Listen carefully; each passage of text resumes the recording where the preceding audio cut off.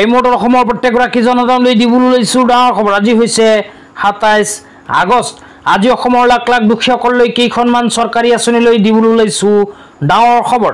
তো যিসকল মানুহে ভিডিঅ'টোত ক্লিক কৰিছে অনুগ্ৰহ কৰি ভিডিঅ'টো স্কিপ নকৰি প্ৰথমৰ পৰা শেষলৈ চাই থাকিব, কিয়নো এইটো ভিডিঅ'ৰ মাজত কৃষকসকলৰ পৰা আৰম্ভ কৰি আত্মসহায়ক গোটৰ মহিলাসকলক ১০,০০০কৈ টকা প্ৰদানক লৈ কেইখনমান নতুন খবৰ আপোনালোকক প্ৰদান কৰিম। তো অনুগ্ৰহ কৰি ভিডিঅ'টো স্কিপ নকৰি প্ৰথমৰ পৰা শেষলৈ চাব, আৰু মোৰ চেনেলত নতুন হ'লে প্লিজ চেনেলটো ছাবস্ক্ৰাইব কৰি মোৰ লগত থাকিব। ভিডিঅ'টো ভাল লাগিলে অনুগ্ৰহ কৰি শ্বেয়াৰ কৰি দিব। তো বলক ভিডিঅ'টো আৰম্ভ কৰি আজি প্ৰথমটো গুৰুত্বপূৰ্ণ খবৰৰ বিষয়ে বিস্তাৰিত জানি লওঁ। তো আজি প্ৰথমটো গুৰুত্বপূৰ্ণ খবৰ হ'ল কৃষকসকলৰ বাবে। তো কৃষকসকলৰ বাবে ভাৰত চৰকাৰে ঘোষণা কৰিছে এখন বিশেষ আঁচনি। তো এইখন আঁচনিৰ জৰিয়তে কৃষকসকলে খেতি বাতি কৰাৰ পিছত যদি নিজৰ খেতিডৰাৰ ক্ষয় ক্ষতি হয় তেন্তে চৰকাৰৰ ফালৰ পৰা লাভ কৰিব পাৰিব ক্ষতিপূৰণ।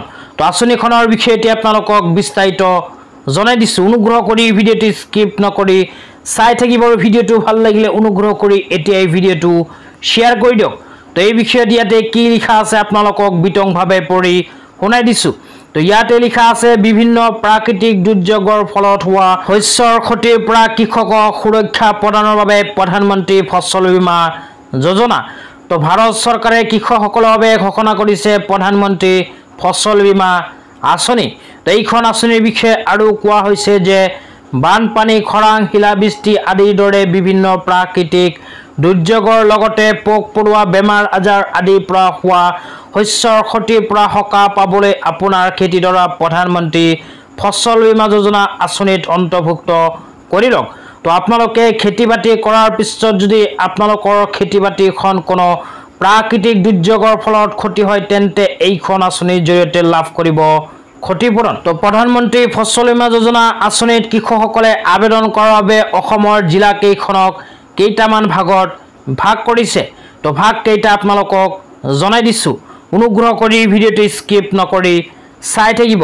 তো ইয়াতে প্ৰথমে কোৱা হৈছে এগ্ৰিকালচাৰেল ইঞ্চুৰেঞ্চ কোম্পানী। তো এগ্ৰিকালচাৰেল ইঞ্চুৰেঞ্চ কোম্পানীৰ আণ্ডাৰত থকা জিলা কেইখন হ'ল কামৰূপ গ্ৰাম্য, কোকৰাঝাৰ, গোৱালপাৰা, ডিমা হাছাও, বঙাইগাঁও, শোণিতপুৰ, বিশ্বনাথ, ধেমাজি, ধুবুৰী, দক্ষিণ শালমাৰা, হাইলাকান্দি, কামৰূপ মহানগৰ, মৰিগাঁও, বাক্সা। তো এইকেইখন জিলাৰ কৃষকসকলে যদি প্ৰধানমন্ত্ৰী ফচল বীমা যোজনা আঁচনিত আবেদন কৰিব বিচাৰে তেন্তে এগ্ৰিকালচাৰেল ইঞ্চুৰেঞ্চ কোম্পানীৰ লগত কৰিব লাগিব যোগাযোগ। তো যোগাযোগ কৰাৰ কাৰণে এখন ফোন নম্বৰ মুকলি কৰিছে চৰকাৰে। ফোন নম্বৰটো আপোনালোকক জনাই দিছোঁ। ফোন নম্বৰটো হ'ল 1800891248। তাৰপিছত কোৱা হৈছে ৰিলায়েন্স জেনেৰেল ইঞ্চুৰেঞ্চ কোম্পানী। তো ৰিলায়েন্স জেনেৰেল ইঞ্চুৰেঞ্চ কোম্পানীৰ আণ্ডাৰত থকা জিলা কেইখন হ'ল ক্ৰমে যোৰহাট, মাজুলী, গোলাঘাট, নলবাৰী, কাৰ্বি আংলং আৰু পশ্চিম কাৰ্বি আংলং। তো এইকেইখন জিলাৰ ফোন নম্বৰটো হ'ল 1800102408। তাৰপিছত কোৱা হৈছে SBI জেনেৰেল ইঞ্চুৰেঞ্চ কোম্পানী। তো SBI জেনেৰেল ইঞ্চুৰেঞ্চ কোম্পানীৰ আণ্ডাৰত থকা জিলা কেইখন হ'ল বৰপেটা, কৰিমগঞ্জ, শিৱসাগৰ আৰু চৰাইদেউ। তো এইকেইখন জিলাৰ ফোন নম্বৰটো হ'ল 1800102111। তাৰপিছত কোৱা হৈছে HDFC agro general insurance company. তো HDFC এগ্ৰ জেনেৰেল ইঞ্চুৰেঞ্চ কোম্পানীৰ আণ্ডাৰত থকা জিলা কেইখন হ'ল ক্ৰমে ওদালগুৰি, তিনিচুকীয়া, লখিমপুৰ আৰু কাছাৰ। তো এইকেইখন জিলাৰ ফোন নম্বৰটো হ'ল 180026607000। তাৰপিছত কোৱা হৈছে ফিউচাৰ জেনেৰেল ইঞ্চুৰেঞ্চ কোম্পানী। তো এইকেইখন জিলাৰ ফোন নম্বৰটো হ'ল 180026644141। তো এইবোৰ ফোন নম্বৰত ফোন কৰি কিন্তু আপোনালোকে আঁচনিখনৰ বিষয়ে সবিশেষ জানিব পাৰিব। তো এতিয়া আপোনালোকক দিবলৈ লৈছোঁ আজি দ্বিতীয়টো খুবেই গুৰুত্বপূৰ্ণ খবৰ। তো আজি দ্বিতীয়টো গুৰুত্বপূৰ্ণ খবৰ হ'ল পঞ্চায়ত আৰু গ্ৰাম উন্নয়ন বিভাগৰ কেইখনমান আঁচনিলৈ। তো এই বিষয়ত ইয়াতে কি লিখা আছে বিতংভাৱে পঢ়ি শুনাই দিছোঁ। তো ইয়াতে লিখা আছে, পঞ্চায়ত আৰু গ্ৰাম উন্নয়ন বিভাগৰ বিভিন্ন আঁচনিৰ বিষয়ে জানিবলৈ বা কিবা অভিযোগ আমাক অৱগত কৰাৰ বাবে তলত দিয়া ফোন নম্বৰটো ব্যৱহাৰ কৰিব পাৰে। তো আপোনালোকে যদি পঞ্চায়ত আৰু গ্ৰাম উন্নয়ন বিভাগৰ বিভিন্ন আঁচনিলৈ কোনো অভিযোগ বা জানিব লগা থাকে তেন্তে এইটো ফোন নম্বৰত ফোন কৰি সবিশেষ জানিব পাৰিব। তো আঁচনি কেইখনৰ ভিতৰত আপোনালোকক জনাই দিছোঁ, আপোনালোকে চৰকাৰী ঘৰ, ৰেচন কাৰ্ড লগতে জব কাৰ্ড, তো এইবোৰ আঁচনিৰ বিষয়ে যদি জানিব বিচাৰে তেন্তে এইটো ফোন নম্বৰত ফোন কৰি কিন্তু আপোনালোকে জানিব পাৰিব। তো ফোন নম্বৰটো এতিয়া আপোনালোকক জনাই দিছোঁ, ফোন নম্বৰটো আপোনালোকে লিখি ৰাখক। তো ফোন নম্বৰটো হ'ল 18001232356000। এইটো ফোন নম্বৰত ফোন কৰি পঞ্চায়ত আৰু গ্ৰাম উন্নয়ন বিভাগৰ আঁচনিবোৰৰ বিষয়ে আপোনালোকে বিস্তাৰিত জানিব পাৰিব। লগতে যদি এতিয়ালৈকে চৰকাৰী ঘৰ পোৱা নাই তেন্তে এইটো ভিডিঅ'ৰ কমেণ্ট বক্সত কমেণ্ট কৰি জনাই দিবলৈ নাপাহৰিব, কিয়নো অসম চৰকাৰে অতি শীঘ্ৰেই আৰম্ভ কৰিব চৰকাৰী ঘৰৰ নতুন আবেদন। তেতিয়া আপোনালোকক দিবলৈ লৈছোঁ আজি তৃতীয়টো খুবেই গুৰুত্বপূৰ্ণ খবৰ। তো আজি তৃতীয়টো গুৰুত্বপূৰ্ণ খবৰ হ'ল PM কিষাণৰ হিতাধিকাৰীসকলৰ বাবে। তো যিসকল মানুহে PM কিষাণ আঁচনিত আবেদন কৰিছে কিন্তু এইবোৰ কাম এতিয়ালৈকে কৰা নাই, সেইসকল মানুহে নাপাব PM কিষাণ আঁচনিৰ 2000 টকাৰ কিস্তি।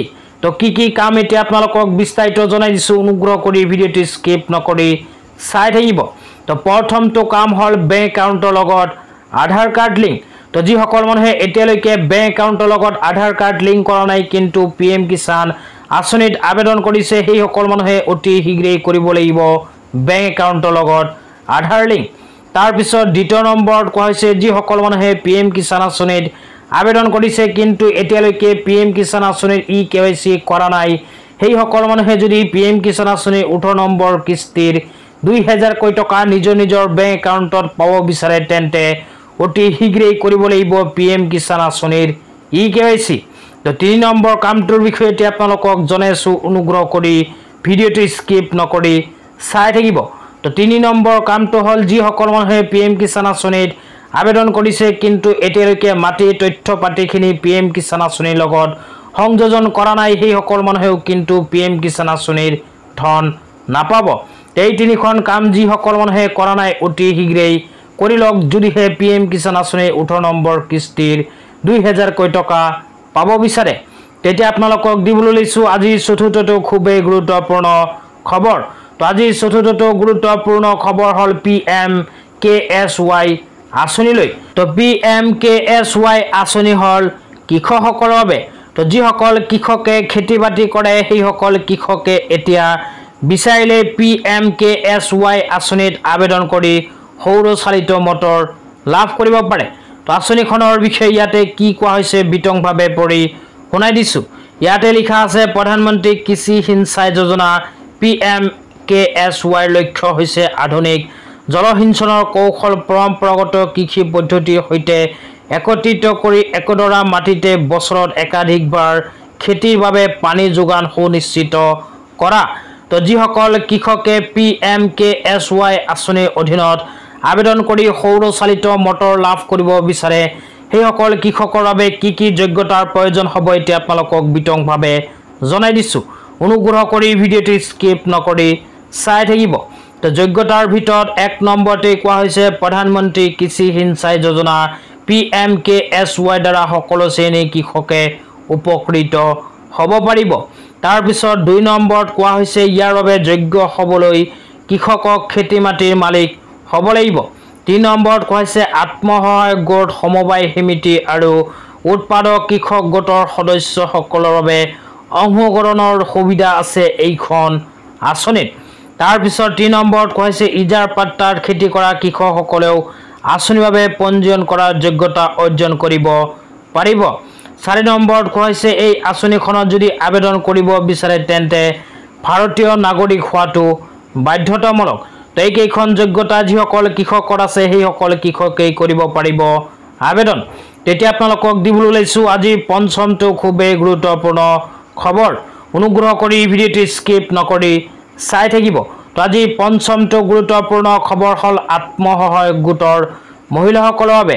তো যিসকল আত্মসহায়ক গোটৰ মহিলাসকলে মুখ্যমন্ত্ৰী মহিলা উদ্যমিতা অভিযান আঁচনিৰ ফৰ্ম ফিল আপ কৰি জমা দিছে আৰু 10,000 টকা পোৱাৰ বাবে অপেক্ষা কৰি আছে সেইসকল আত্মসহায়ক গোটৰ মহিলাৰ বেংক একাউণ্টত 10,000 টকা অসম চৰকাৰে কেতিয়া আৰু কিমান তাৰিখে সোমাই দিব এই বিষয়ে এতিয়া আপোনালোকক বিস্তাৰিত জনাই আছো তো অনুগ্ৰহ কৰি ভিডিঅ'টি স্কিপ নকৰি চাই থাকিব লগতে মোৰ চেনেলত নতুন হলে চেনেলটো সাবস্ক্ৰাইব কৰি মোৰ লগত থাকিব তো যিসকল আত্মসহায়ক গোটৰ মহিলাসকলে 10000 টকা পোৱাৰ বাবে মুখ্যমন্ত্ৰী মহিলা উদ্যমিতা অভিযান আঁচনিৰ ফৰ্ম ফিলআপ কৰি জমা দিছে আৰু মুখ্যমন্ত্ৰী মহিলা উদ্যমিতা অভিযান আঁচনিৰ যিবোৰ এলিজিবিলিটি ক্ৰাইটেৰিয়া আছে সেইবোৰ এলিজিবিলিটি ক্ৰাইটেৰিয়াৰ ভিতৰত পৰিব সেইসকল আত্মসহায়ক গোটৰ মহিলাসকলৰ বেংক একাউণ্টত অসমৰ মুখ্যমন্ত্ৰী ডাঙৰীয়াৰ ঘোষণা অনুযায়ী 2-1 মাহৰ ভিতৰতে সোমাই দিব 10000 টকা যিকোনো এটা দিনত যিকোনো এখন সময়তে কিন্তু সোমাই যাব পাৰে আত্মসহায়ক গোটৰ মহিলাৰ বেংক একাউণ্টত 10000 টকা লগতে যিসকল আত্মসহায়ক গোটৰ মহিলাসকলৰ মোবাইল নম্বৰত এতিয়ালৈকে SMS অহা নাই সেইসকল মহিলাই এইটো ভিডিঅ'ৰ কমেন্ট বক্সত কমেন্ট কৰি জনাই দিব তো ধন্যবাদ।